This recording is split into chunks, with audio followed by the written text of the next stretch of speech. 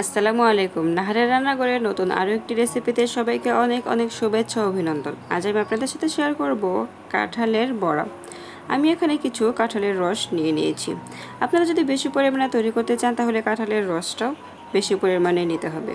আমি এখানে কিছুটা কাঁঠালের রস নিয়ে নিয়েছি। এবার এখানে এক এক করে বাকি উপকরণগুলোকে আমি দিয়ে দিচ্ছি 4 টেবিল চামচের মতো চিনি। কাঁঠালের রস এমনিতেই মিষ্টি, তাই চিনি খুব বেশি লাগবে না। আর দিয়ে দিচ্ছি 1 চিমটি পরিমাণে লবণ, আর তার সাথে দিয়ে দিচ্ছি 2 চামচ পরিমাণে পাউডার মিল্ক।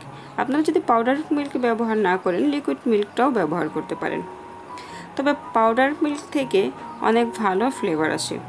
আমি এবার এই উপকরণগুলোকে একটি চামচের সাহায্যে প্রথমে ভালোভাবে মিশিয়ে নেব। এগুলো মেশানো হয়ে গেলে তারপরে দিয়ে দিচ্ছি 1 বাটি পরিমাণে চাউলের গুঁড়ি, আর দিব 1 বাটি পরিমাণে আটা। আপনারা চাইলে ময়দাও ব্যবহার করতে পারেন। চাউলের গুঁড়িটা যেরকম এই বড়াগুলোকে মুচমুচে করবে আর ময়দাটা করবে নরম, তাই দুইটা একসঙ্গে মিলিয়ে দিলে এটার টেস্ট অনেক ভালো আসে। এটা যেরকম মুচমুচে হবে ঠিক সেরকম সফটও থেকে যাবে। এবার চামচের সাহায্যে একদম নেড়ে চেড়ে সুন্দর একটা ব্যাটার তৈরি করে নিতে হবে।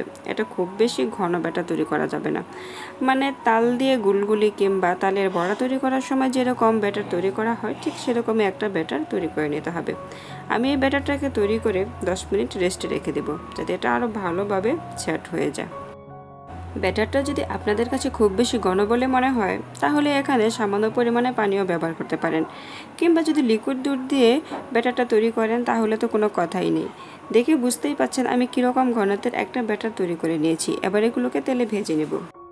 আমি একটি পাত্রে তেল গরম হতে দিয়ে দিয়েছি। প্রথমে তেলটাকে আমি একটু চেক করে নিচ্ছি তেলটা কী পরিমাণে গরম হয়েছে। তেলটাকে ভালো করে প্রথমে গরম করে নিতে হবে, তারপর চুলার আঁচ একদমই কমিয়ে দিয়ে এই বড়াগুলোকে তেলে দিয়ে দিতে হবে।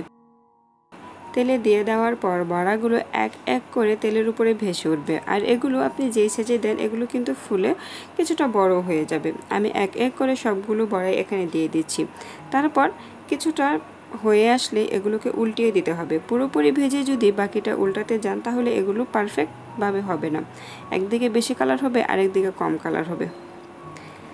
তাই আমি একটি সাইড কিছুটা হয়ে আসলে এগুলোকে উল্টিয়ে অপর সাইডটাও খুব সুন্দর করে ভেজে নেব।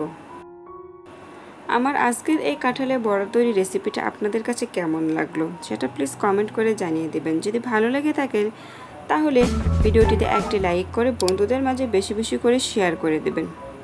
আমি আপনাদের মাঝে সব সময় দৈনন্দিন জীবনের প্রয়োজনীয় রেসিপিগুলো শেয়ার করার চেষ্টা করি, যেগুলো আমাদের প্রত্যেক দিনই কাজে আসে। প্রত্যেক দিনের রেসিপিগুলো কিভাবে আরও টেস্টি আরও সুস্বাদু করে তোলা যায় এই রেসিপিগুলোই আপনাদের কাছে শেয়ার করার চেষ্টা করি।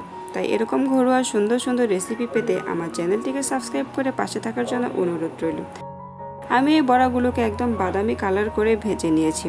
চুলার আঁচ অবশ্যই মিডিয়াম রেখে এই বড়াগুলোকে সুন্দর করে ভেজে নিতে হবে। দেখতেই পাচ্ছেন বড়াগুলো দেখতেই কতটা লোভনীয় হয়েছে, আর খেতেও মাশাআল্লাহ অনেক টেস্টি হবে। আর এইটুক ব্যাটার থেকে কিন্তু অনেকগুলো বড়া তৈরি হয়েছে। আপনারা চাইলে এটা কিন্তু 1 সপ্তাহ নাগাদ বাহিরে রেখে সংরক্ষণ করে খেতে পারেন, ফ্রিজে রাখার কোনো প্রয়োজন নেই। রেসিপিটি যদি দেখে ভালো লেগে থাকে তাহলে এভাবে একদিন বাসায় বানিয়ে খাবেন। এতটা সময় পাশে থাকার জন্য সবাইকে অনেক অনেক ধন্যবাদ। ফিরে আসবো নতুন কোনো রেসিপি নিয়ে। আল্লাহ হাফেজ।